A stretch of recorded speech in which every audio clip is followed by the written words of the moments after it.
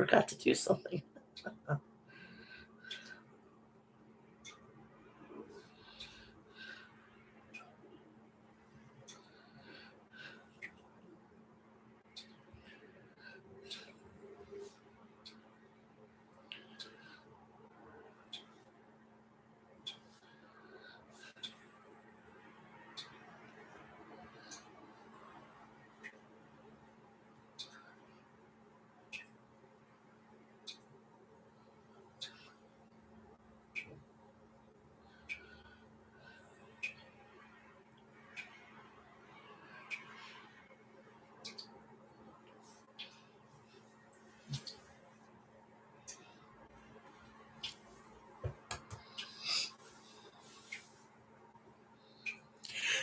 Good afternoon, fans. This is your girl from Mel'S Mat Chat, and this is your episode 261 of the podcast. How is everybody doing today? I'm doing well. Yeah, I'm doing well. Um, just hanging in there and whatnot. Hopefully everybody is gonna have a great weekend. I'm gonna have a great weekend. I'm gonna go see my boy, and then we're gonna be watching Halloween Havoc tomorrow night, which I will be releasing the preview and predictions at 11 a.m. So please look for it, and you can go and enjoy that. While you're waiting, after you've done watching this, why don't you go just check out all my other content, like the reviews of all the pay-per-views, my takes on it, whatnot. So go check them out. Speaking of all of that, please go check out my social media, which is Mel's Mat Chat on Instagram, TikTok, and Twitter. Also, please go check me out on Facebook and Snapchat. Please, if you're here, subscribe, turn on all my notifications so when I go live, you know about it. And please go like and share all my videos so people will know about it and everything. We are moving swimmingly, everything is going decently. Maybe not in my private life, but my on here, yes, everything is moving swimmingly. So we are going to cover this week. We're going to cover what the haps on SmackDown last Friday, Rampage, Monday Night Raw, and Dynamite. Now, if you go tomorrow at 11 a.m., you're going to get the go home show of NXT plus my preview and predictions of Halloween Havoc. So that's that. So we're going to go to Raw. We're going to do Dynamite. We're going to do SmackDown, Rampage, and then it's going to be really simple because NXT is, going to be doing their premium live event on Saturday. So I'm going to give you all the download there and whatnot. Now, I like to promote the stuff that I'm passionate about. So let's get that started. Please go check out the people over at harrys.com. Get all your toiletries and shaving necessities there. If you have a beard, go check out maestroclassics.com and get all your beard essentials. They have great products plus cool merch. Also, please go check out Liquid Death at liquiddeath.com. Go check out 3 of their flavors, which are mango, lime, and mango orange. And I think I said mixed berry. I'm sorry. And then go please check out Deathwish Coffee at deathwishcoffee.com and go check out they're bringing back blueberry vanilla. If you like your blueberry vanilla, go check that out. It's coming back soon. Go to their website to check all those details out. But until then, you can try the espresso and the pumpkin chai coffee, which is like my jam. Oh my God, I live for it. If you can't tell, it's like right there. Free fucking publicity here. Also, please, if you are in the greater New York area, please go to hogwrestling.net, House of Glory, and they're going to be doing their next event, Exodus, and it's going to be fucking awesome. So go check that out. If you can't get the tickets, I'm hoping, fingers crossed, they'll be on Fight TV. Also, please do me a favor. If you're in the greater Pennsylvania area, please go check out Sanctuary and Outbreak Wrestling. And go check them on all social media outlets. let's get this started. Let's go to last week's SmackDown, where it was just holy shit balls to the wall. We had so much going on, and it was crazy. Crazy, crazy, crazy. So we had we had Carrie Cross getting basically his clock cleaned by Drew McIntyre. I am sorry, I should have had my glasses cleaned before I went on, but sorry. We had that. We had war going on with Sami Zayn and the Bloodline, and it's starting to open up with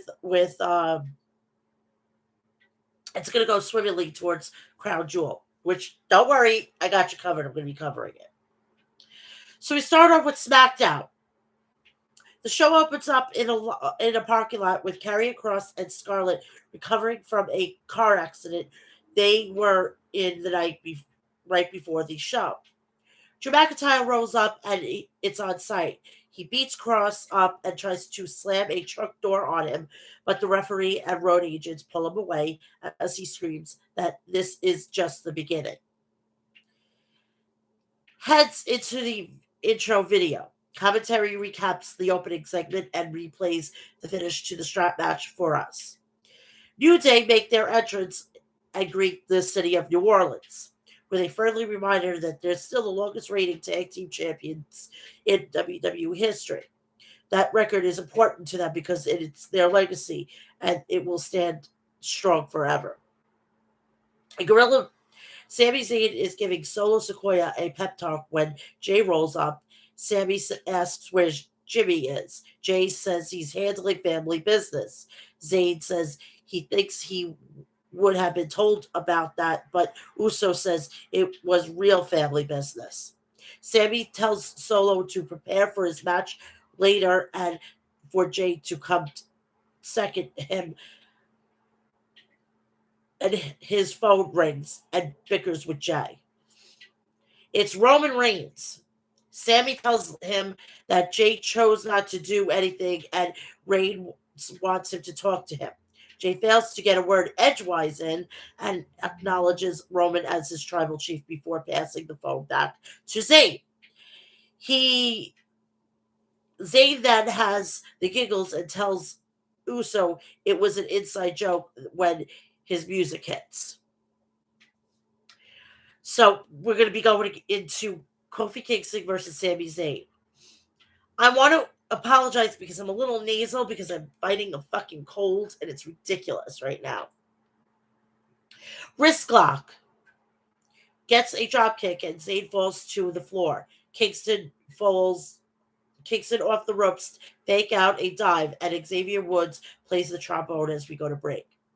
Back from commercial, Zayn laying cross-face strikes on Kingston, dropping an elbow to his kidneys. Cover for 2. Off the rope, stuck a lariat. Sami catches him on the rebound with a deep lateral press for 2. Scoop and slam up top, dive cut off with a drop kick. Trading lateral presses, pop up, stop, nope, up top again. Zayn knocks Kofi off the floor. Knocks Kofi to the floor as we go to break. Back from commercial, Kingston with the SOS so close. Jey Uso takes Xavier Woods with a super kick. Zayn takes advantage to hit a Blue Thunder driver. Not enough. Kofi with a diving brain chop. He has to take a moment to knock Jay off the apron. Schoolboy for 2. Duck Trouble in Paradise reverses the Blue Thunder driver into a victory roll. Uso kicks him to reverse it. Sami Zayn wins by pinfall with a victory roll-up hit.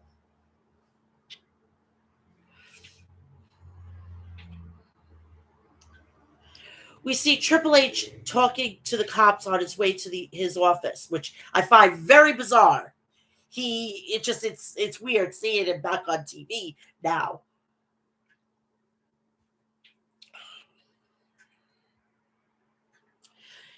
Then Rey Mysterio rose up to ask a favor.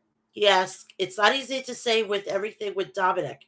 He reaches his breaking point, and he doesn't see a way moving forward. He won't fight his son, not even at his worst, yelling in his face and taunting him to fight." Triple H says he can't imagine how he feels, and Ray says he still sees the little boy bouncing on his lap and falling asleep on his shoulders. He can't do it. He can't do this anymore. He's sorry. He loves WWE, and this is his home. But he wanted to look Hunter in the eyes to tell him he quits. Triple H asks for 5 minutes to talk over and figure a way out. And they go to his office as we go to break. This whole thing, we actually have logic. And I'm going to skip out of this because this is going to tick me off. So Rey Mysterio's birth from Monday Night Raw to SmackDown. We get the logistics because of his son. Okay, so when Baron Corbin comes over from SmackDown, it was an even trade, and I like that. See, we know why is Baron Corbin back on Monday Night Raw. Now we know, and I like that. It doesn't make us feel like idiots. You know what I mean?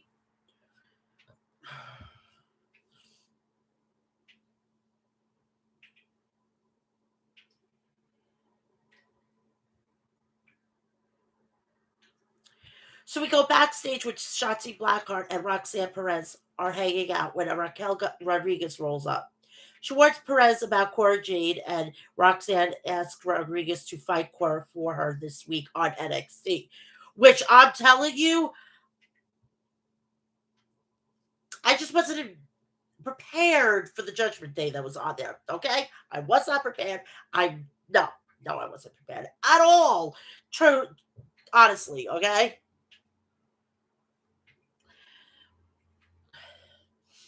Bailey appears out of nowhere to say she's the only choice to fight Jade, and Roxanne says she's going to pick her, but then she remembered she's not exactly on a winning streak. Bailey challenged the three of them to a trios later. Commentary talks about sports nonsense. I don't know for a real top 10 transition perk is I don't ever have to explain why. I don't care about sports. Anyway, moving on.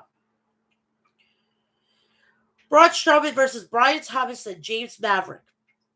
Basically, this was a squash match, and Braun Strowman wins with 1 foot pin. Big fucking deal. Post match, Strowman stares MVP and almost down, and uh, Porter says on the mic, he says, Braun looks normal standing next to Amos and other stuff, puffing his man up as we go to break. Back from commercials, Sami Zayn, Jey Uso, and Solo Sikoa are hanging out chatting. Jey demands a thank you, and Sami says he did it all by himself. Uso begs Solo to tell him he saw it, but Solo says he missed it because he was watching Zayn. Sami gives Solo a pep talk about running for the Intercontinental Championship. LA Knight. LA Knight is back, baby. Yeah. We go to have him have a match with Mansoor. Knight charging right in. Big back body drop, clothesline to the floor. LA gets in Maxie Dupree's face, and Mansoor takes advantage to blindside him and beat Knight down. Inverted DDT for a near fall. A regular DDT, but LA won't stay down. Neckbreaker in the corner turns things around, running knee on the apron. Slingshot, shoulder block, fire up, catch a kick flip. Him over, off the ropes, big lariat, Mace Marseille on the apron, cut off with a drop kick, front kick. LA Knight wins by pinfall with the BFT. Post match, LA gets on the mic and says he doesn't need swamp dwelling incels chanting his name. He's putting the whole roster on notice. From now on, they can all get their tickets punched because it's LA Knight's game. Yeah, we get a bumper for the Hispanic Heritage Month as we go to break. Back from commercial, we get a replay of Bray Wyatt's return at Extreme Rules. Damage Control versus Raquel Rodriguez, Roxanne Perez, and Shotzi Blackheart. I'm telling you, they fucking goddamn use that to use. Now that's a fucking way to bring up that. Hey, Alyssa. Hey, Alyssa, how are you? Happy Friday. So they used Roxanne Perez's because she's been in those types of matches in Ring of Honor, and it was a great way to introduce her to the main roster. I could see at least another about 6 to 9 months, and she will be on the main roster. We need new blood, big time new blood. So we have this match, Perez and Kai to start. Roxanne light on her feet, counter a hair pull with an arm drag. Another couple of arm drags, roll under, back roll into a head scissors, fake out into a schoolboy for a 2. Sky tags in, headlock, takeover, shot off, up and over, drop down. Io blocks an arm drag. Whip across the Tejeda's kip up. Drop kick mounted punches, cut off Perez off, tag made. Roxanne dives on Bailey and throws her back inside. Russian leg sweep, cover 4-2. Sky trips her up. Bailey with mounted punches. Perez slips up, slips out, and tags Blackheart in. Back body drop to the apron. Shotzi staying a step ahead until Kai blasts her off with a penalty kick. Keep Blackheart isolated, but she gets away, and we get tags. Rodriguez blasting Bailey, fall away slam, connects, lighting her up, and but Dakota throws herself in front of a Stinger splash. Tag to Perez. Bailey counters the rocket launcher, and Io and Dakota pull Raquel out of the ring. Kai up for a power bomb, but Sky lands an Asahi moonsault to wipe them out. Shotzi with a diving crossbody to the floor. Bailey knocks her over, but Roxanne gets a schoolboy for 2. Bailey to belly block soul butt off the ropes. Bailey to belly connects this time. Roxanne kicks out. Up top, jockeying for position. Perez hits an avalanche Frankensteiner for a deep 2. Rose plant, counter pin reversed. Damage control wins by pinfall with a crucifix pin from Bailey to Roxanne. Hit Row makes their entrance, interrupted briefly by Wyatt's new moth signals. What is it? Moniker. And we go to break. Back from commercial, we get another Viking Raiders vignette seemingly heralding the return of Sarah Logan. Another fucking wrong that Triple H is going to right, and I love every fucking minute of it.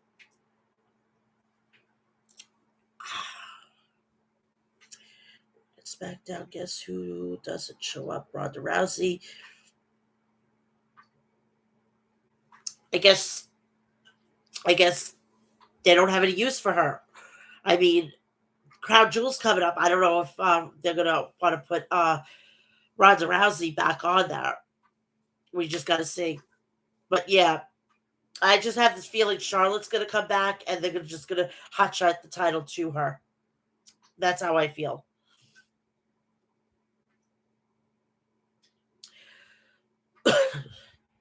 So we have Hit Row versus Legado del Fantasma, Del Cruz del Toro, and Joaquin Wilde. Thank God he got to keep his name.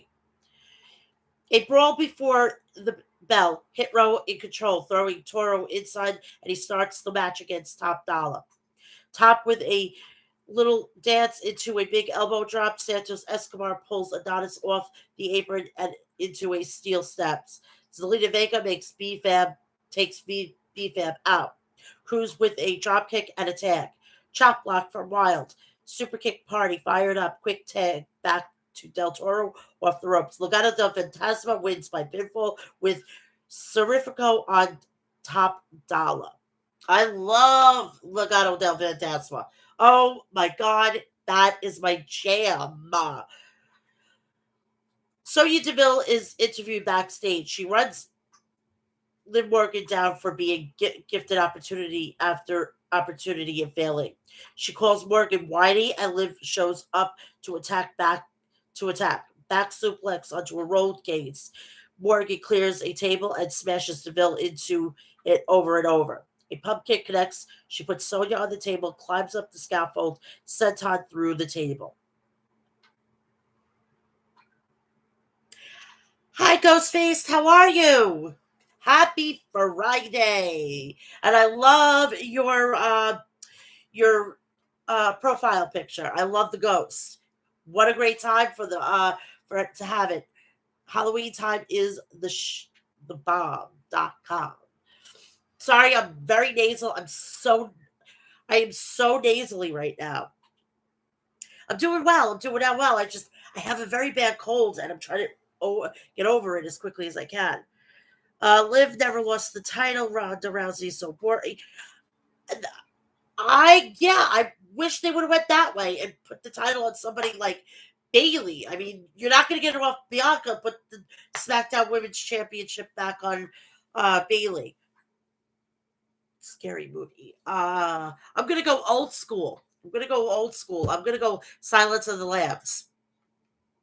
And the close second is got to be any one of the Blade movies with Wesley Snipes. I love those both movies.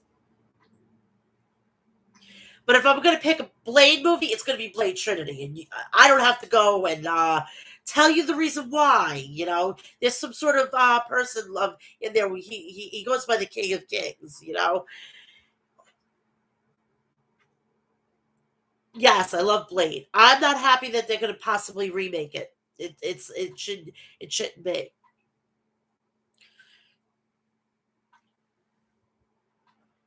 So we go back to Ricochet makes his entrance to send us to break. Back from commercial, we get a recap of the fight bit that thankfully significantly less interminable than the match itself was. More more nonsense. We are informed that Karrion Kross won't be able to compete, and he's replaced with Rey Mysterio, and that's where he's taken his place in SmackDown. So we have the number one contenders match for the Intercontinental Championship. Ricochet takes Sikoa out on the floor. Sheamus and Mysterio brawl with each other. Whip reverse, low bridge, Hero to the floor, and Ray is in control as we go to break. Back from commercial, Ricochet dropkick reversed by Sheamus, and he follows it up with a lariat. Irish curse on Ray. Commentary informs that Mysterio is officially on SmackDown now, and Sheamus keeps running hot. Solo in. Samoa drop on the floor takes Celtic Warrior out. Ricochet dives on Sequoia. Ray follows it up with a dive on Sheamus. Mysterio getting into it with one and only Tahara, and he lands on his feet. Knee misses, elbow connects, sunset flip into a schoolboy. Nope, tornado DDT reverse into Northern Lights suplex. Straight suplex, no deal. Ricochet goes up top, nobody home on the 450, and Solo comes in with the ode to Rikishi. Spinning heel wheel kick on Sheamus, and we go to break. Back for commercial, Sequoia landing repeating punches on Sheamus. Ricochet up top, everybody in the corner. Solo with a double power bomb, and the Celtic Warrior nails him with a bombs away knee drop to break it up. Beats of the bottom and ram on Sequoia, getting a nearly 30 before he breaks it off. Drawing up Jorling Solo up. He fights out with elbows, big headbutt. Sheamus meets him with a knee and the Irish curse. Cloverleaf follows, but soon Sheamus ends up on the floor with Sami Zayn and Jey Uso beating him down. Pete Dunne and Rich Holland make the save, and the brawl breaks out on the floor. Mysterio sets up Ricochet up on the second rope. 619 blocked, spinning the legend around. Ray reverses with a spike. Frankensteiner 619 connects this time off the top rope.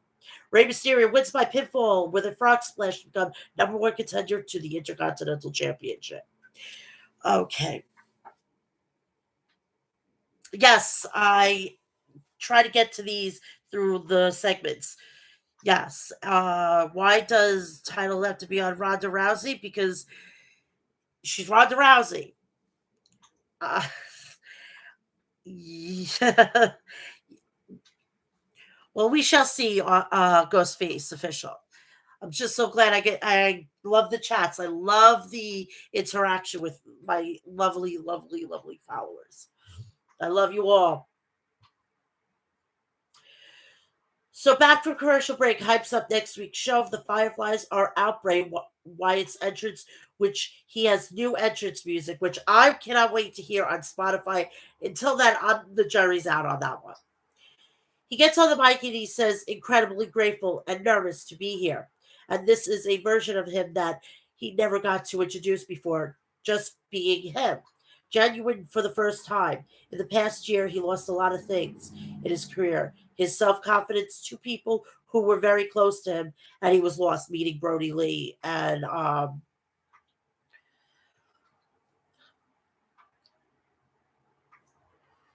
one of those is going to be Brody Lee.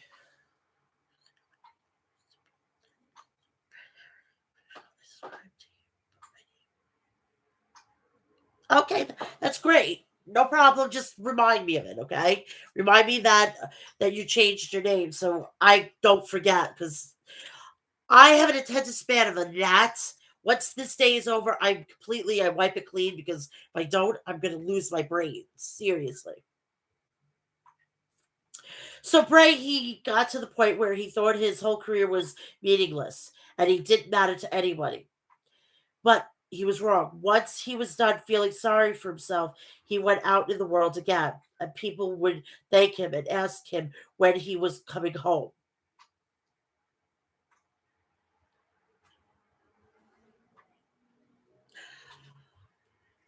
That's quite possible. So every once in a while, he met someone truly remarkable, and they would come to him and thank him because they were in a time of need and they went through what he's going through. And in this weakened state, they found the words and wanted to thank him for saving their life. He could sit here right now and look us all in the eyes and say we were there when he was weak and vulnerable and downtrodden and thank us for saving his life. Every time he tried to run away and hide, we found him. The lights go out and Bray appears in the new mask on the Tron and tells us to come with him and forget the future and the past. And we don't know who we're dealing with, but we will. And the moth flashes on the screen. Now I'm going to share some. Did you hear change page? Yes, that's what I'm going to cover later on in the show. I want to share a story. All right. Many of you know from months ago, I lost my mother out of fucking clear blue sky. It was a Saturday morning. Yes, yes, I cannot wait. I love the Judgment Day. I'll get to that when I cover Raw. Um, I lost my mother earlier this year, and I was at my weakened state, but I found the strength to move on because I had to. I have a 17-year-old child that I got to take care of. He's special needs, so I'm all he has. And I'm not going to get involved with where the hell the father is. It's on a need to know basis. And right now, I'm not going to share that with with everybody. It's a personal matter, and I choose not to talk about it. I had to grow a backbone. I had to grow a set of balls, and I'm living proof. I lost my mother 7 months ago. It's the hardest thing I've had to do, but it made me stronger. And I feel so much better than I did 7 months ago. I've made peace with my mother. I know she's gone and she's at peace and she's better off where she is. And I am just sorry. I'm just sorry that she's not here. And now we've done her funeral mass, which, in fact, I have right here.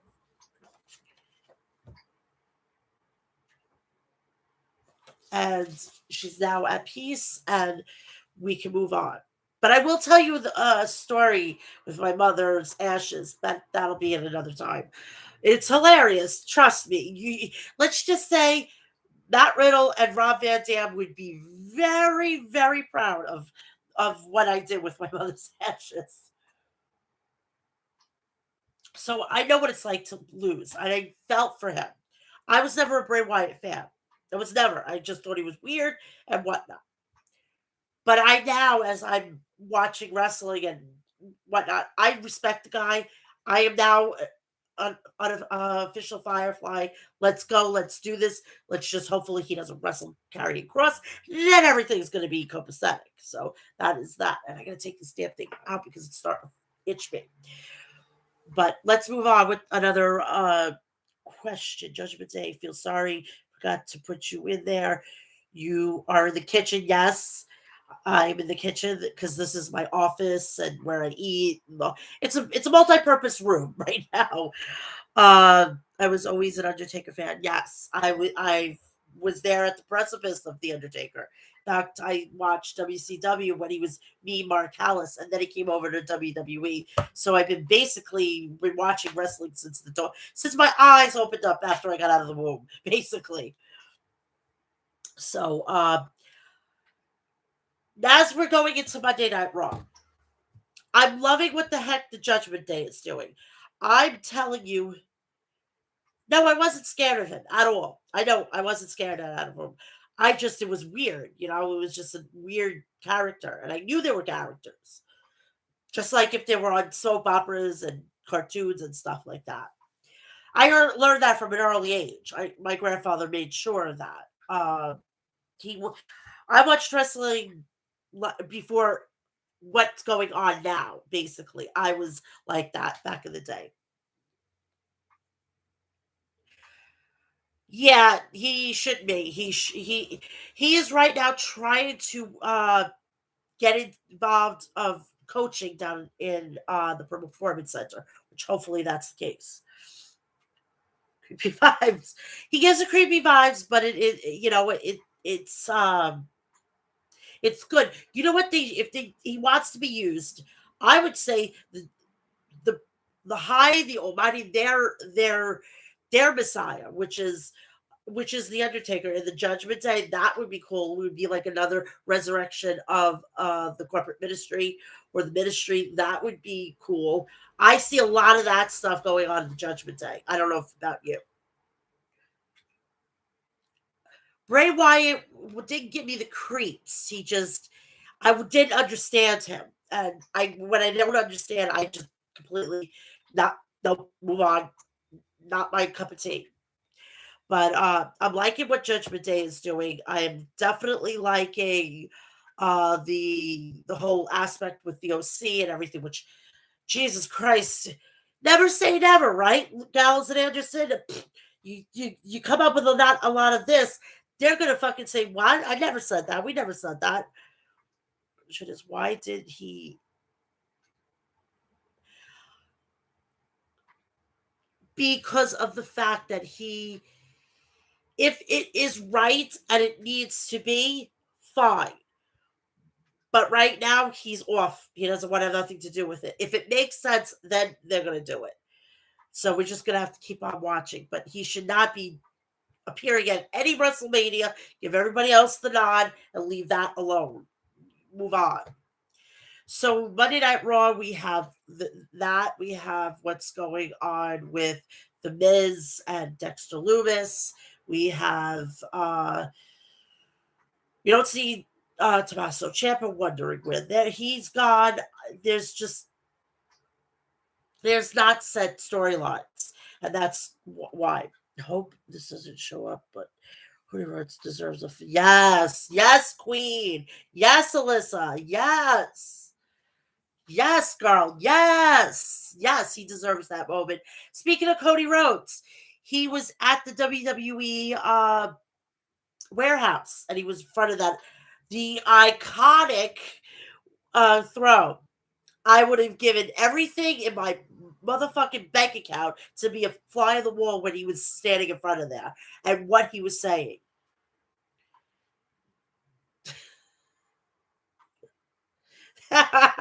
Yes, tiny balls, tiny balls. Hilarious. So, uh, I don't. I want to see Seth Rollins move on. I want to see what's going on with Bray Wyatt, Brock Lesnar, and Bobby Lashley. I think that's after the crown jewel. He should move on, and that should be it. And then Lashley gets the United States title back, and Seth goes on to Roman Reigns for a second crack at the titles. So speaking of Monday Night Raw, let's get into that. Um, when I get to AEW, a portion of the show, I'm going to give you my thoughts on what's going on with CM Punk and what my feelings are going forward. Is it a good move or is it a bad move? So let's go on to Raw. Hopefully, everybody's going to have a great weekend. It's going to be really, really nice. Sunday is the only day that it's going to be crappy, but it's Sunday. You're going to get ready for the rest of the next work week. So it's not a big deal. So we start off with that Road Dogg was running Monday Night Raw because Triple H had COVID. And the script was done Sunday evening. That's how it should go. You don't go to fucking Monday Night Raw and then write the script. That's not a good way of running a TV show. I mean, that's how I would run it. I would be done. I would actually be done Friday evening because then you play out SmackDown, and then if you have to grab anybody from SmackDown to come to Monday Night Raw, you have the time to do it. What do you go with, Mel's or Matt? It's Mel's Mat Chat. My name is Melissa.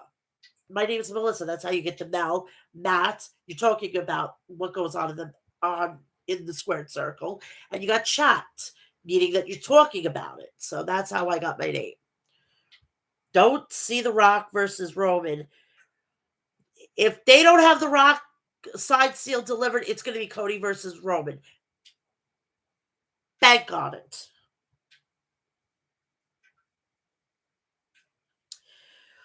So we have we have the confrontation with Brock Lesnar and Bobby Lashley. We have Seth Rollins taking on Matt Riddle for the U.S. title and whatnot. So we have the show starts with Bobby Lashley in the ring. He calls out Brock Lesnar. Brock's music hits and he comes into a huge reaction from the crowd. Lashley doesn't wait and goes after Lesnar, but Lesnar slams him into the ring post and picks him up for an F5. But Lesnar counters and spears Lesnar through the barricade. Both men are down. Security and officials come out to pull Lashley away, but Bobby Lashley still goes after Lesnar, spears him across the announce desk, and keeps attacking viciously. Then he picks up Lesnar and slams him through the announce table, and the fan chants Bobby Lashley is being restrained by WWE officials, but he asks them to stay away from him. They walk through the rest of the show. Just call you. Call me Mel. Just call me Mel. My name is Melissa. So if you do a nickname, I have like two nicknames. I have Missy and I have Mel. I've been starting to allow people to call me Mel. It's just a lot easier and it's simple. You don't have to worry about the rest of my name. So call me Mel.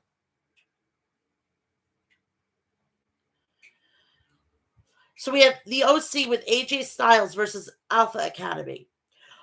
The OC music hits and they walk out to the ring with AJ Styles. The Alpha Academy theme song plays and they walk out to a round of boos. Carl Anderson and Chad Gable starts the match. Gable gains the control with a headlock takedown. He hits the rope but is met with a hip toss from Anderson. Gable sent to the ropes and taken down with an elbow. Anderson tags in Gallows and Gable tags in. Gable throws punches, but Otis counters. But Otis sent into turnbuckles as Gallows attacks it. Gallows takes down Otis with big boot and tags in his partner.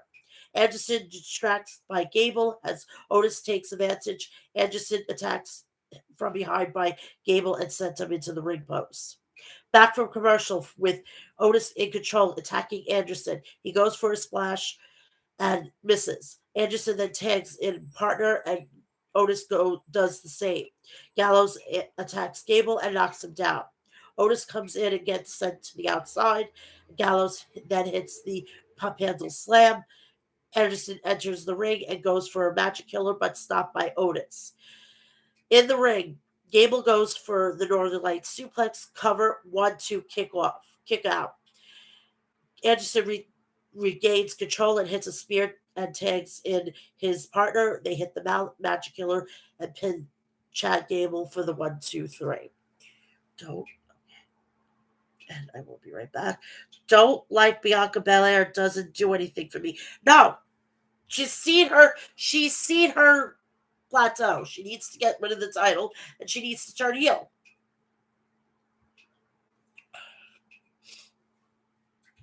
So then after, I'll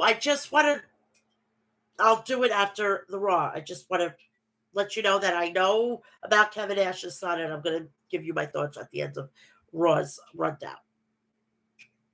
After the match, the Judgment Day's music hits, and the group walks out. Finn begins by saying "too sweet" and calls it the same old crap.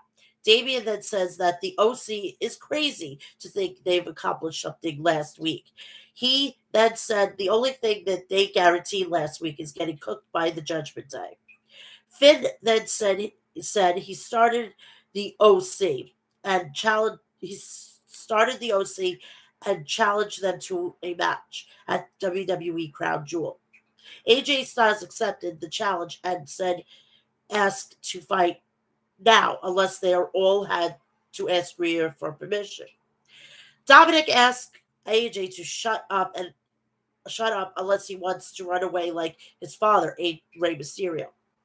AJ says that Dominic is too cool as long as he is standing next to the Judgment Day.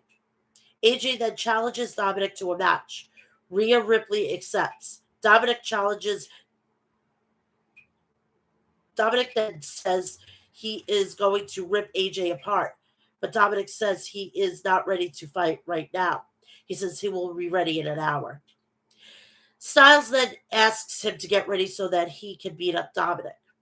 They show a package of how Seth Rollins won the United States Championship from Bobby Lashley last week. Seth Rollins' music hits and he walks out dancing with the United States Championship around his waist. He welcomed the audience to Monday Night Rollins. He introduces himself as the United States champ to the crowd. He tells the haters who stopped believing in him that they can kiss his behind. Then tells the people who have always believed in him to sing his song as the crowd began to sing his theme song.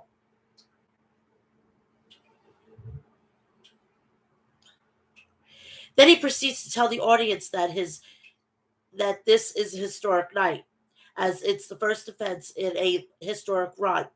He tells he is going to defeat Matt Riddle before addressing his Extreme Rules defeat. The crowd chants, you tapped out." Rollins then tells the crowd that he tapped out for the audience so that he could beat Bobby Lashley and become the U.S. champion. Mustafa Ali's music hits and walks out. He congratulates Ali on becoming champion. Ali congratulates Seth on becoming champion, but Rollins should give a shout out to Brock. Ali says that Lashley promised him a championship opportunity. Ali then challenges Seth for the U.S. title.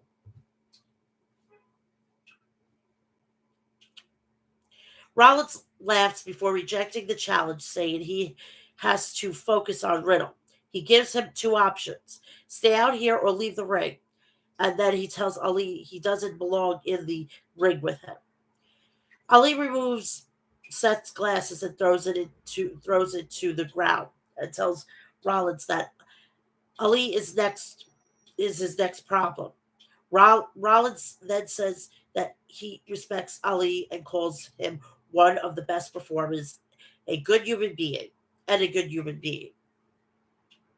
He calls him a great friend before punching him and throwing him out of the ring. He then gets out of the ring and walks to the back, but is attacked by Ali. Rollins attacks Ali's throat before slamming him into the ring post.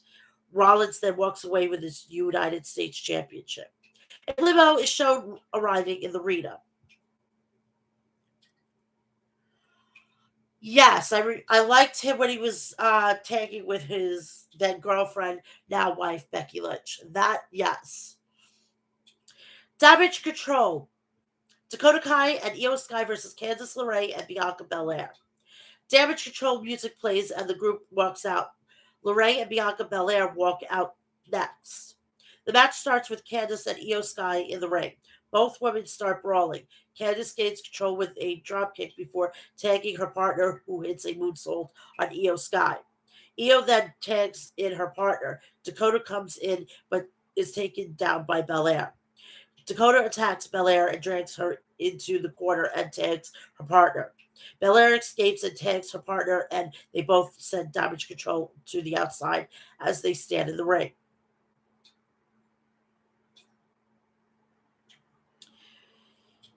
Io regains control in the ring during commercial. She rolls up Bianca, cover 1-2 kick out. Bianca hits a backbreaker on Io. Io tags in Dakota, who comes in and attacks Belair. She sends her into the corner, but Belair escapes and attempts a tag, but it is stopped. Belair fights off Kai and tags her partner, who continuously attacks Kai and Io Sky. She then hits a senton on Io before super kicking Kai. Candice the climbs the but is distracted by Io and taken down by Dakota Kai. Candice is dragged to the corner and Io attacks her. Cover 1-2 kick out. Io goes for a German suplex and tags in Kai, who stops her. Covers 1-2 kick out. Kai goes for his suplex but is rolled up. Cover 1-2 kick out. Both women tag their respective partners. Bianca enters and takes out Damage Control before pounding on Io Sky in the corner. She tags in LeRae and then hits a suplex. Covers 1-2 broken up by Kai. Belair picks Kai but is sent out by Dakota before being taken out by Candice. Bailey picks a kendo stick and attempts to attack Bianca, but Belair sends her over the announce desk. In the ring, Damage Control hits a double team move before pinning Candice LeRae, where damage Control. I think it's just like weird. They haven't found like a rhythm yet, but they are the WWE Women's Tag Team Champions.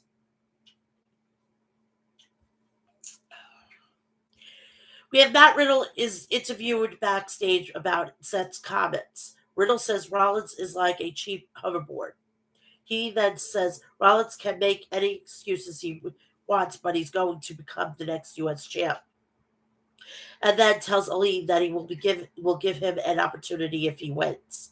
They hear screaming and go to see Miz lying on the ground, holding his knee, claiming he tore his ACL, saying he won't be able to compete, and ask Riddle and Ali to get some help. They leave to get help.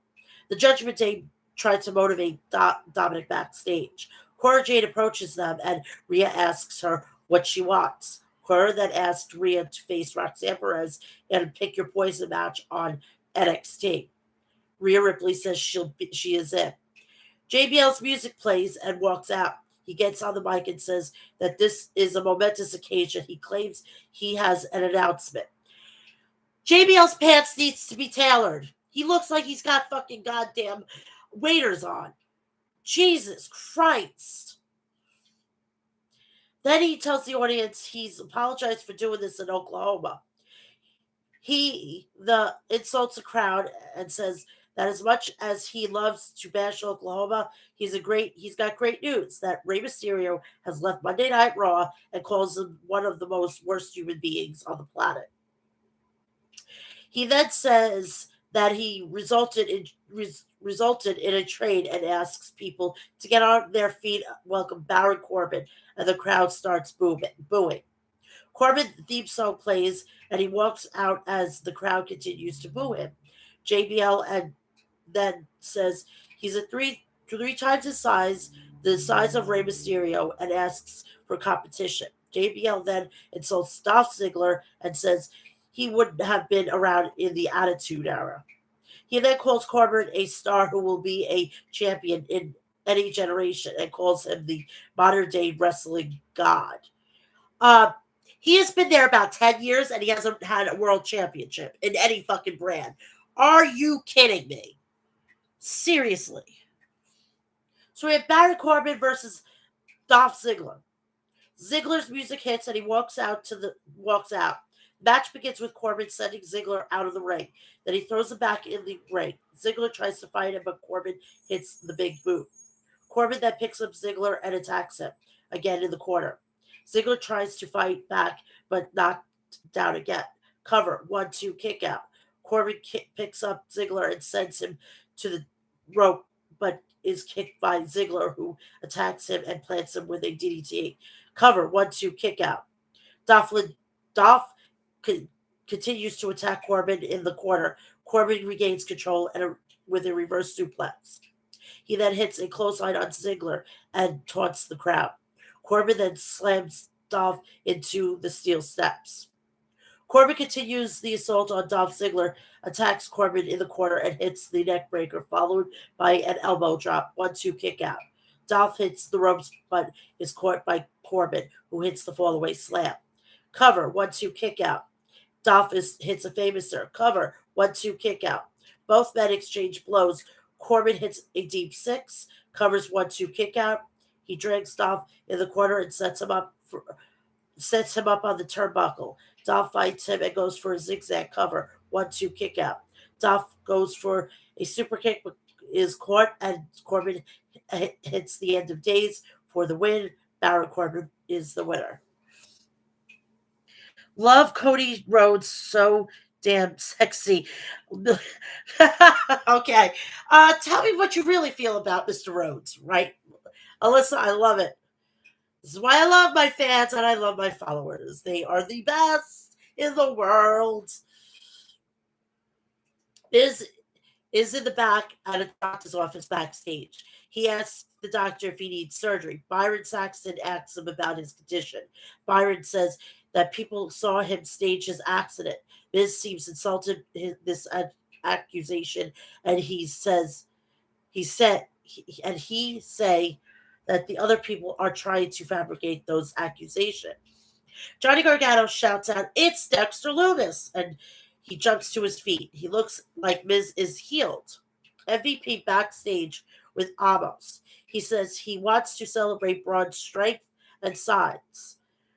He adds that while Braun's name strikes fear in his opponent, but Amos is not ordinary. He then says that they are heading to SmackDown so Amos can look down on Braun and Braun. He then adds that the monster aren't real, but giants are. A package plays showing Bray Wyatt's segment on SmackDown. The OC are shown backstage, and Cameron arrives to ask the OC to tag with him on NXT. Gallows says that he will be Grimes' partner on NXT. They proceed to the ring. It's all about the money, money, money, money. Because I thought it was funny during that where Grimes picks up the money and hands it to Gallows. It's a fucking meme in the making, I swear. That's how Triple H got them back into WWE, by just shoving money right in front of his face. Hilarious. AJ Styles versus Dominic. AJ Styles' music hits. He walks out to the ring with the Good Brothers. The Judgment Day music hits, and the faction makes their way to the ring. The match begins, and Styles attacks Dominic in the corner with vicious chops. He picks up Dominic and hits a backbreaker. Styles then hits a suplex on Dominic. AJ with a kick to the side of Dominic's head. He then throws vicious punches on Dominic. Dominic rolls out to the floor, but Styles goes after him and throws him back into the ring. Rhea Ripley distracts AJ, and Dominic takes advantage. Dominic continues to attack AJ in the ring. Styles regains control with a flurry of attacks, followed by a springboard elbow. He sends Dom over the barricade before celebrating with Gallows and Anderson. AJ drops Dominic to the mat and climbs to the top rope, but is stopped by Dominic, who attempts the suplex but is thrown down. Rhea interrupts and knocks Styles down. Dominic continues to attack AJ Styles. Cover 1-2 kick out. Dominic stops AJ viciously. He then picks up AJ and hits a Three Amigos. Cover 1-2 kick out. AJ back. AJ fights back and sends Dom into the corner and hits a clothesline, knocking him down. AJ kicks a pop handle gustbuster. Cover 1-2 kick out. Dominic goes for a spinning DDT from the top rope. Cover 1-2 kick out. He drop kicks AJ and goes for a 619, but countered into the calf crusher. But Dom reaches and grabs the ropes. The Judgment Day drags Dominic out of the ring, but Styles continues attack Dominic. He's distracted by Rhea, and Dominic rolls AJ Styles up for the win. Winner is Dominic. Now, I'm going to let you in on a little secret with Dominic. All right, I'm 40 years old. All right, I'm 40 years old. I'm at that fucking age that either if you go way too young, you're considered a cougar, or you still go older and you have daddy issues. Son of a bitch, fucking goddamn Dominic activated my goddamn cougar card, and now I'm fucking for Dominic. He turns heel, and I think he's the sexiest thing on the planet. What the fuck, people? What the fuck?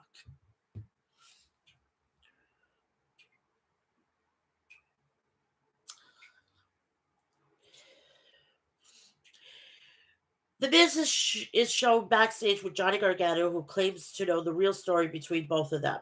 He then asks Gargano to tell everyone the truth if he wants to stop the match. The Miz then warns Johnny Gargano he will come after him next. Dexter Loomis versus The Miz. Dexter Loomis music hits and he walks out but is attacked viciously by The Miz with a steel chair. Miz hits a skull crushing finality on the steel chair before walking away.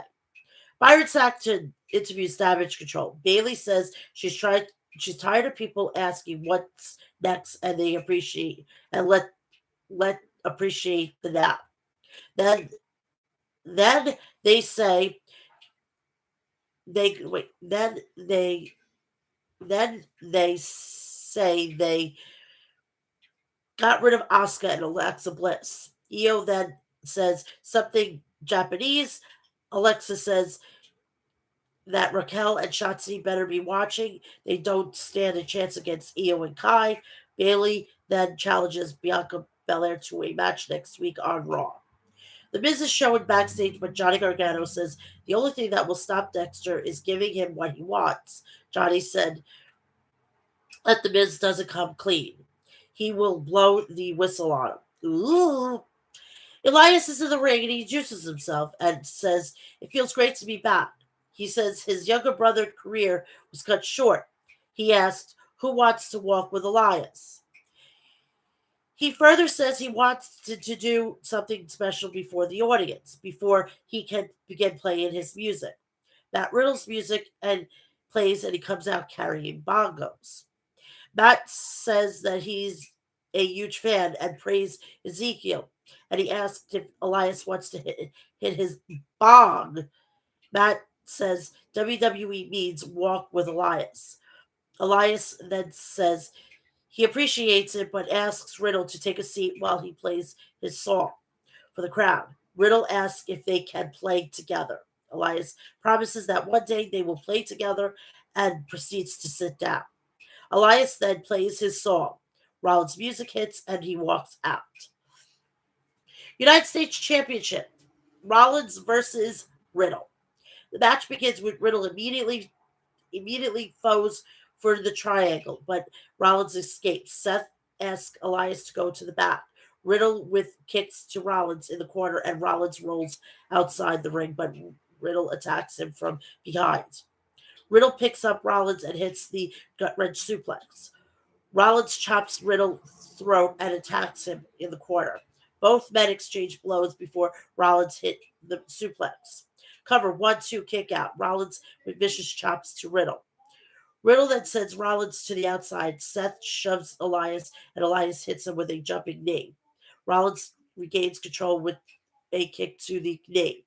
Seth Rollins kicks Riddle in the face, but Riddle counters and asks Rollins attacks Rollins in the corner. Rollins hits the suplex, goes for the Broton, but caught by Rollins. Rollins climbs up to the top rope and hits a floating bro. Cover 1-2 kick out. Seth hits a discus forearm, goes again, but Riddle hits a ripcord knee followed by a bro Derek. Cover 1-2 kick out. Riddle climbs to the top turnbuckle, but is stopped by Rollins. He hits a reverse suplex followed by a DDT. Cover 1-2 kick out. Seth climbs to the top rope and goes for a frog splash, but Riddle catches him with a triangle. Rollins picks him up and slams him onto the turnbuckle, followed by a sit-out powerbomb. But Riddle still holds on.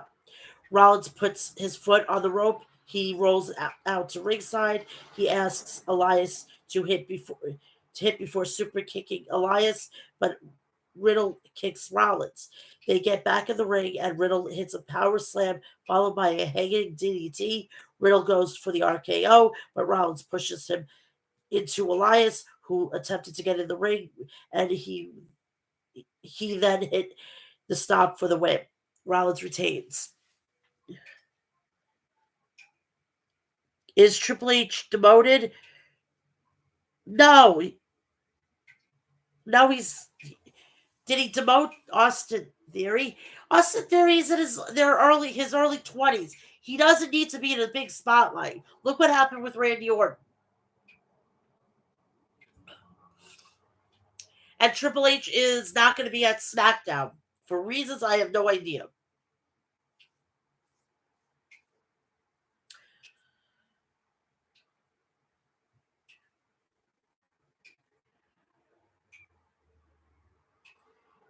Oh, it's because of COVID. That's why. Not a big deal. On to AEW. All right. AEW. Before we go into that, I want to send out my condolences to Kevin and his wife, Kevin Nash and his wife, on the loss of their son, Tristan, which was 26 years old. He died yesterday, and unfortunately, it was on the same day as Scott Hall's birthday. May you rest in peace. Everybody here, me at Mel'S Mat Chat, rest in peace, Tristan Nash.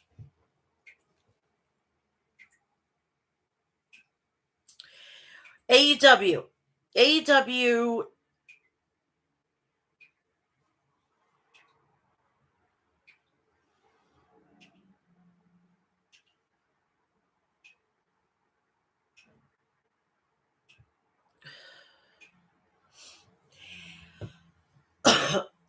There was a notification that came out either today or yesterday that AEW is trying to buy out CM Punk's contract so they can wash their hands and let him go. I knew that at the fucking scrum. I knew Tony Khan could go and allow him to keep wrestling for this company.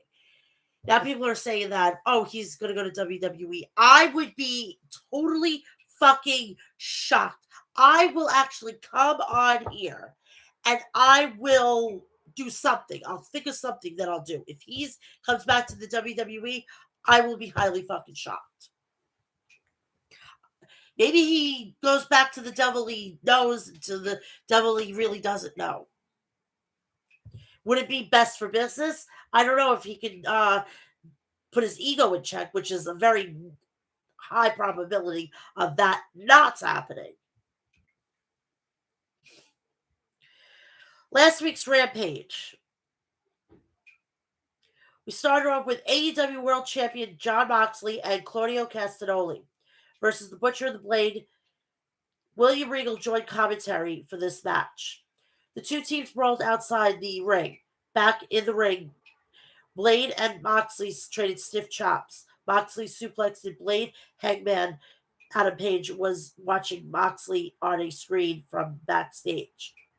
Claudio tagged in and he ate a running leg drop from the Butcher. Claudio countered a suplex from the Butcher. The Blade tagged in, but Claudio was there right away to hit Blade with a European uppercuts. The Bunny jumped in the ring and distracted the referee. The Butcher and the Blade double teamed Claudio and as the ref dealt with the bunny. Great double teaming, says Tony Schiavone. Claudio blocked a power bomb from the Butcher and knocked Butcher down with a lariat. Mox tagged in and rocked Blade with a cutter. Mox flew out of the ring with a tope suicida to Butcher. Moxley suplexed Blade and then spiked him with a pile driver for a near fall. Butcher then ran out to the ring and helped his partner from a pin. Butcher and the Blade attempted a drag the lake with Moxley, but Claudio ran in to save his partner. Mox and Claudio came back with a pair of lariats, and the Butcher, the Blade, with a pair of lariats to the Butcher and the Blade. Fans chanted, "This is awesome," times three. Moxley rocked Blade with a Death Rider, while Claudio pinned Butcher after the Cola Bomb. I also want to say that at the end of this, I'm going to give you a little thing. It's basically WWE and New Japan put together, and it's got to do with Carl Anderson. Renee Paquette interviewed Limitless Keith Lee and Swerve Strickland backstage. Keith Lee told Swerve he stuck with him because he believed in him. Lee took Swerve to task for cheating to beat Billy Gunn on Dynamite. You swerving into the wrong lane. And Keith Lee before he walked away from Swerve Strickland. Renee interviewed Dark Order backstage. Ted challenged Roosh to a match next week. Ring of Honor World Champion Chris Jericho, Ring of Honor Pure Champion Daniel Garcia, and the Jericho Appreciation Society were in the ring. Parker, Toronto, the family is back together, baby. Menard, how about the fact that the Jericho Appreciation Society is going to be together forever? Garcia, everybody has been asking me why I did what I did in the past. Wednesday, I'm going to tell you right now. Chris Jericho has always said that sports entertainment are superior. To be honest, for a little bit, I didn't want to believe him, and I was being rebellious. I will never be a pro wrestler.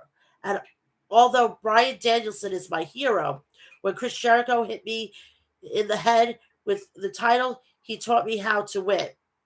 And that's when I realized that sports entertainers beat pro wrestlers every single time. I've got a little confession to make. My name is Daniel Garcia, and I am a sports entertainer. Jericho, I am the greatest Ring of Jericho champion ever. And I'm going to continue to be every single Ring of Honor champion that has ever existed. Dalton Castle and the boys strutted onto the ramp. Castle, Christopher, I used to be the Ring of Honor World Champion. And to see that championship around your waist, it makes me sick. I broke my back for that championship, and I'm willing to break yours to give that title and all these viewers what they deserve. If you grant me a title shot next week on Dynamite, I will shock the face right off of your body and become Ring of Honor World Champion. Next week, you want a championship match? You've got it. The Ring of Jericho era is here. All honor the Ocho. The Native Beast with Marina Shafir and Vicky Guerrero versus Anna J. AS. Nyla put a front face lock on Anna. Anna got to her feet, but Nyla scoop slammed her. Nyla followed up with a leg drop. Anna avoided a cannonball in the corner from Nyla. Anna charged with a flipping neckbreaker on Nyla Rose. Anna is going for the Queen Slayer, but Nyla wrenched her down to the mat. Nyla planted Anna with the Beast Bomb, and then pinned her. After the match, Jade Cargill and the baddies came down to the ring to confront Nyla, who was holding Jade's belt. Jade wiped out Nyla's security single-handedly. Nyla and Maria and Ricky ran off. All Ego Ethan Page versus Isaiah Cassidy. Check the chat.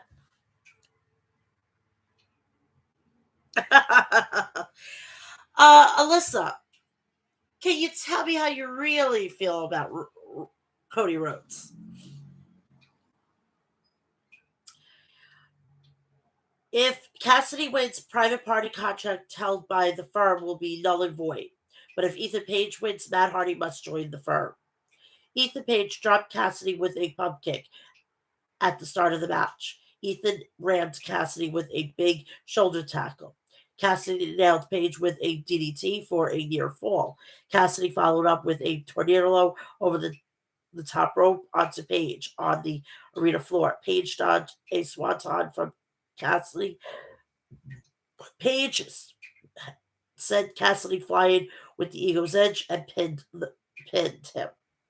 So Hardy and Cassidy are still in the firm. Backstage, best friends and Orange Cassidy challenged Toa Leona. Spears and Khan began for their respectful teams. Spears hammered Khan in the corner. Spears elevated over the top rope, but Gates of Agony caught him. Spears was spiked onto the edge of the ring. Brian Cage suplexed Spears back into the ring. Spears was able to tag out to Dax. Dax cleaned house on the Gates of Agony. Brian Cage blindside Dax with a thrust kick. Cage dropped an elbow from the top rope onto Dax. Brian Cage flattened Spears. Cash came in, and he and Dax put Khan and Cage in stereo sharpshooters. Spears put Prince Nana in a sharpshooter. Lions Leona jumped in to save the team. We've got bodies everywhere, said Tony Schiavone. Spears blasted Khan in the center of the ring with the C4 and pinned him. After the match, the Kingdom, Mike Bennett, Maria Kanellis, and Matt Tavern walked onto the ramp. Maria, you guys call yourselves top guys, but you never competed against us. The company and everything is built upon our backs. Let me introduce you to the real top guys. Mike Bennett and Matt Tavern. We are the Kingdom. The embassy jumped FTR and short Spears from behind. The Kingdom joined to help the embassy. Warlow, and Samoa Joe came down to the ring to even things up. The odds are for FTR and Spears, the Kingdom, and the embassy scattered. Oh, I'm so congested today. My eyes are even worse.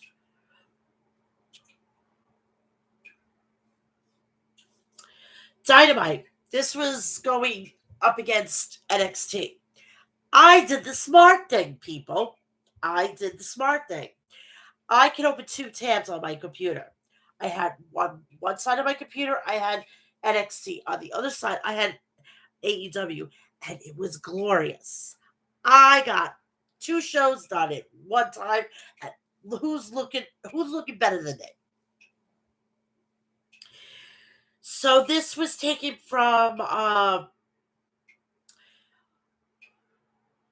the Heritage Bank Center in Cincinnati, Ohio. We start off with World Trios Championship match, Death Triangle. Penta El Zero Miedo and Ray Phoenix versus AEW's All Atlantic Champion Orange Cassidy and the Best Friends Chuck Taylor and Trent Beretta. Pac charged at Orange Cassidy, but Trent nearly stole the match, rolling up Pac. Trent followed up with a stiff lariat to Pac. Penta El Zero Miedo tagged in as did Chuck Taylor.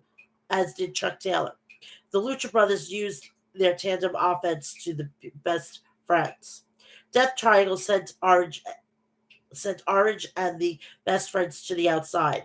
Death Triangle flew over the top rope, throwing caution to the wind, crash landing on their opponents.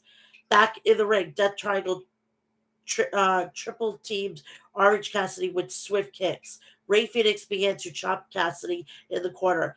Penta hit a sling blade on Orange. Trent smashed Ray with a DDT. Orange attempted a double hurricanrana on Lucha Brothers, but Pac was there to dropkick Cassidy.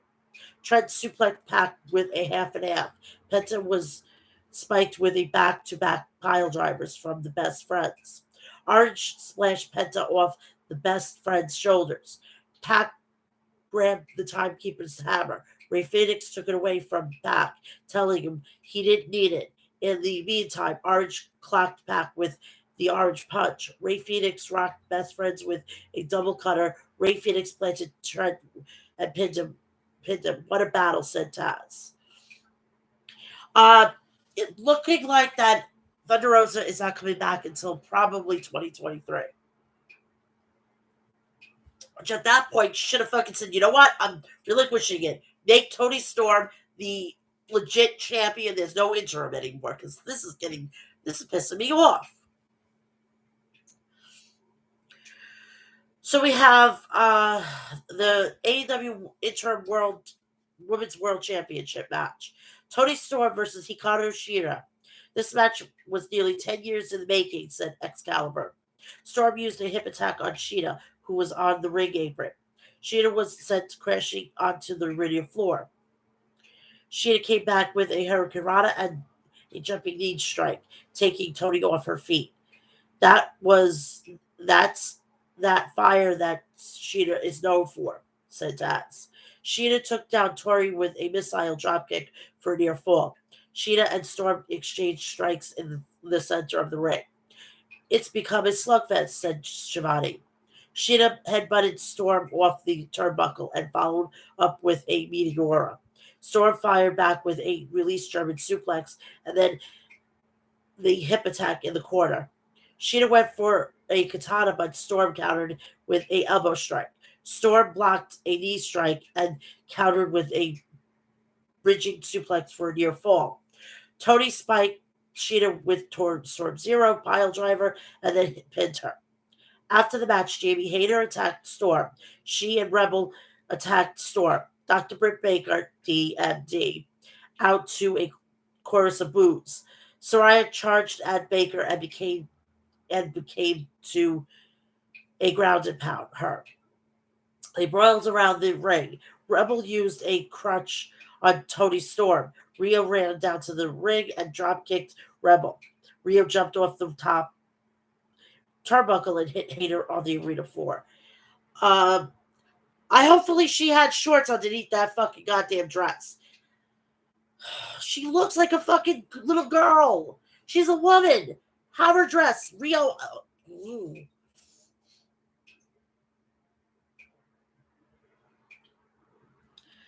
Renee Paquette was backstage with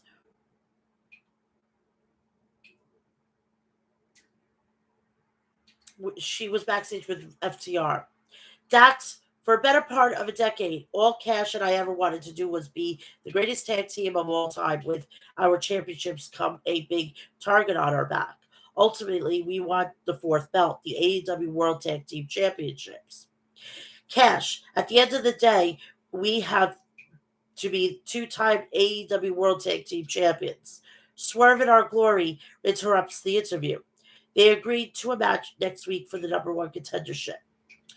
Backstage, Jay Lethal challenges Darby Allin to a rematch. Sanjay Dutt said they knew Darby's weakness. Darby and Lethal began to brawl.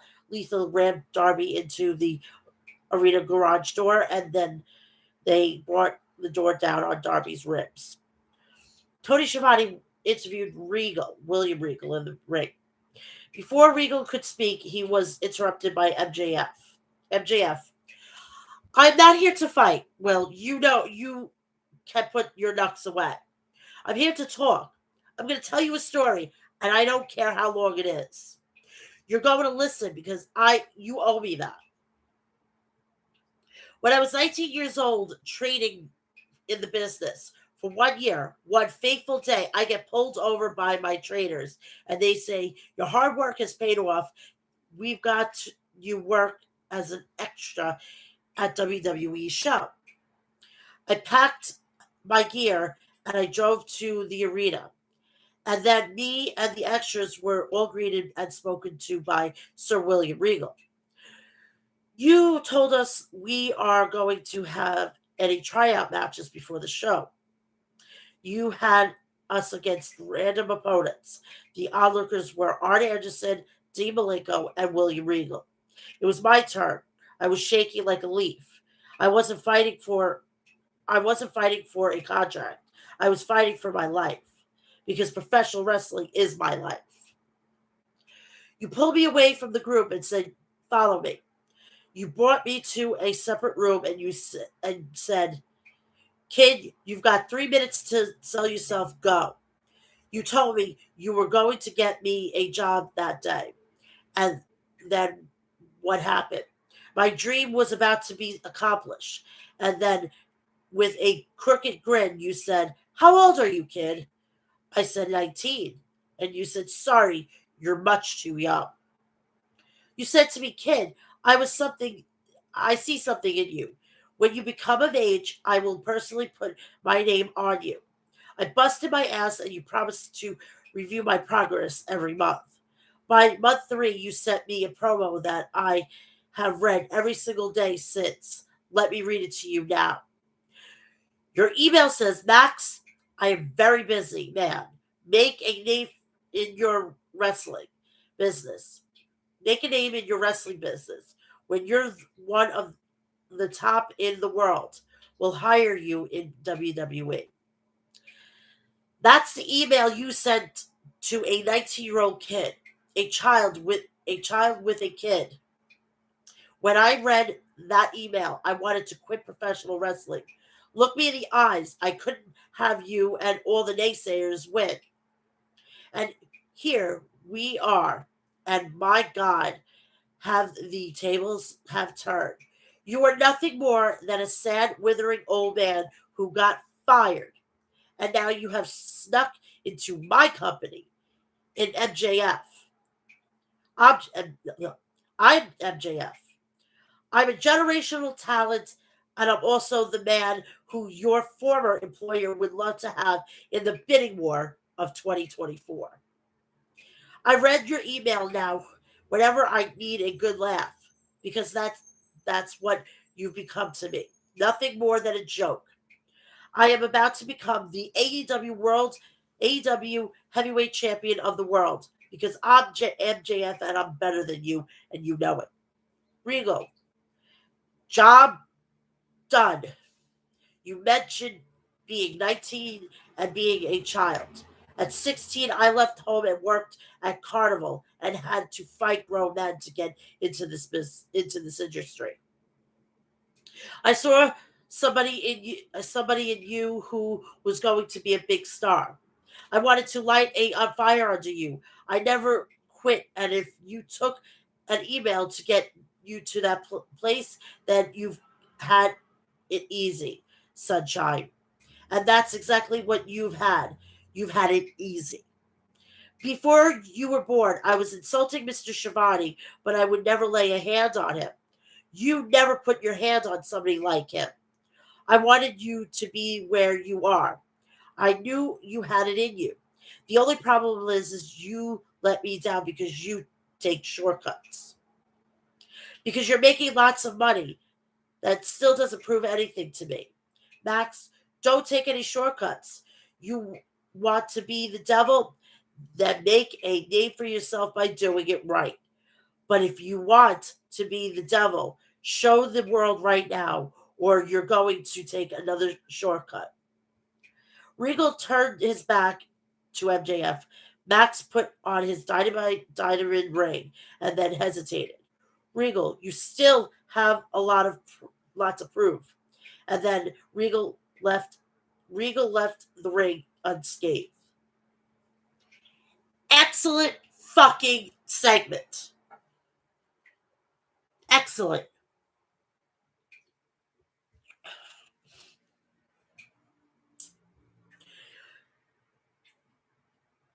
If they don't give them the title at Full Gear, it's going to be anarchy by the thousands. Renee Paquette interviewed Wheeler Yuta and the American Dragon Bryan Danielson. Danielson said he was disappointed he lost to Jericho. Bryan said he has a lot of high hopes for Daniel Garcia. Yuta looked frustrated at this. Yuta, Bryan, have you not been paying attention? He's clearly using you to get what Jericho wants. Claudio gets it, but I guess it doesn't mean anything to you, clearly. Ring of Honor World Championship match. The Ocho Chris Jericho versus Dalton Castle. Jericho had Jake Hager with him. Castle shoulder tackles Jericho and used a hip toss on him. Castle gut wrench suplexed Jericho 3 times consecutively. Dalton neutralized Hager by throwing the boys at him. Jericho and Castle traded chops. Castle charged at Jericho, but Jericho dodged him. Jericho and Castle brawled at ringside. Back of the ring, Jericho locked on the walls of Jericho. Castle crawled to the ropes to force a ref to break the hold. Castle clotheslined Jericho for a near fall. On their knees, Jericho and Castle traded forearms. Castle countered the lionsault with a German suplex for a near fall. The fans chanted, "This is awesome! This is awesome!" Castle countered the codebreaker with a bang a rang for a near fall. Jericho kicking out at 2.99, said Excalibur. Jericho nailed Castle with Judas Effect out of nowhere and pinned him. The Jericho Appreciation Society came out on the ramp to celebrate with Jericho. Jericho, all honor the Ocho. I said I was going to desecrate the legacy of Ring of Honor. Jericho was going to smash the belt across Ring of Honor commentator Ian Riccaboni's head until Jerry Lynn walked out and stopped him. Jericho spiked Jerry Lynn with a tombstone pile driver on the belt. Now we go to the main event. We had the Ring of Honor World Champion. Now we have the AEW World Championship.